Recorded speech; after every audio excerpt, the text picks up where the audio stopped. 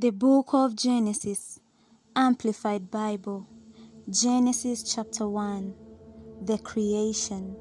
In the beginning, God, Elohim, created by forming from nothing the heavens and the earth.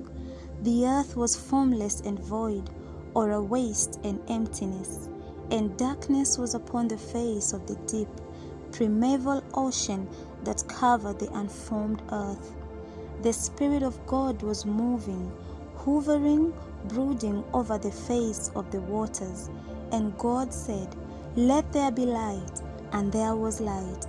God saw that the light was good, pleasing, useful, and He affirmed and sustained it. And God separated the light, distinguishing it from the darkness. And God called the light day, and the darkness He called night. And there was evening, and there was morning, one day.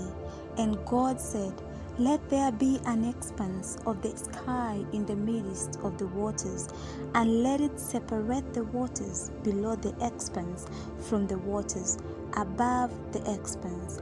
And God made the expanse of sky, and separated the waters which were under the expanse from the waters which were above the expanse. And it was so, just as He commanded. God called the expanse of sky heaven, and there was evening, and there was morning, a second day.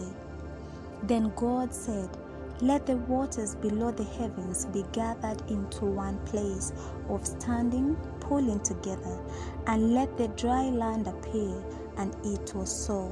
God called the dry land earth, and the gathering of the waters He called seas.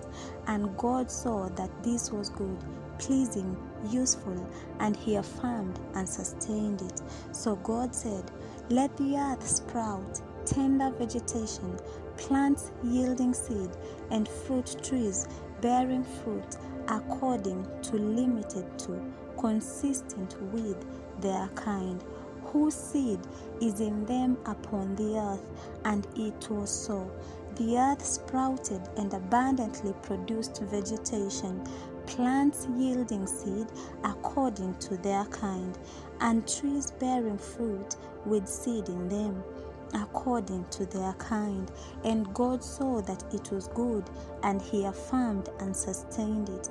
And there was evening, and there was morning, a third day. Then God said, "Let there be light bearers, sun, moon, stars, in the expanse of the heavens, to separate the day from the night. And let them be useful for signs, tokens of God's provident care, and for marking seasons, days, and years. And let them be useful as light in the expanse of the heavens, to provide light on the earth." And it was so, just as He commanded.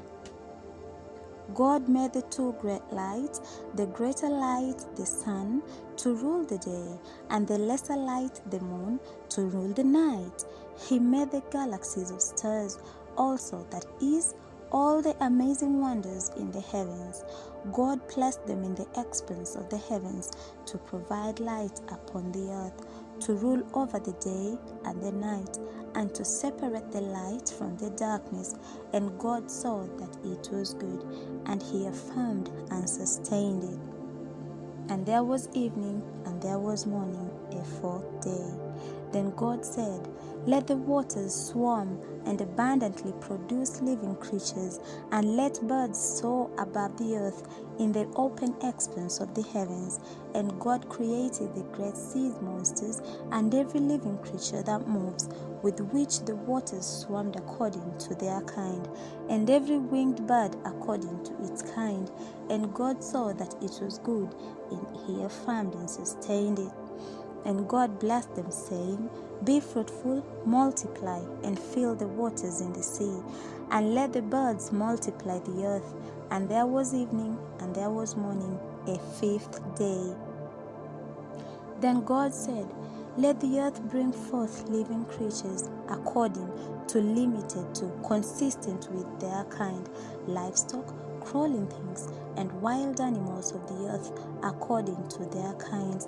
And it was because he had spoken them into creation. So God made the wild animals of the earth according to their kind, and the cattle according to their kind, and everything that creeps and crawls on the earth according to its kind. And God saw that it was good, pleasing, useful, and he affirmed and sustained it. Then God said, Let us, Father, Son, and the Holy Spirit, make man in our image according to our likeness, not physical, but a spiritual personality and moral likeness.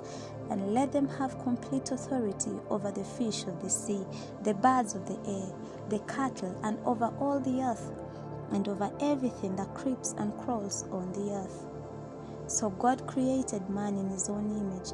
In the image and likeness of God he created him. Male and female he created them. And God blessed them, granting them certain authority, and said to them, Be fruitful, multiply, and fill the earth, and subjugate it, putting it under your power, and rule over, dominate the fish of the sea, the birds of the air, and every living thing that moves upon the earth. So God said, Behold, I have given you every plant yielding seed that is on the surface of the entire earth, and every tree which has fruit yielding seed, it shall be food for you, and to all the animals on the earth, and to every bird of the air, and to everything that moves on the earth, on the ground, to everything in which there is the breath of life. I have given every green plant for food. And it was so, because he commanded it. God saw everything, and he had made, and behold it was very good, and he validated it completely. And there was evening, and there was morning, the sixth day.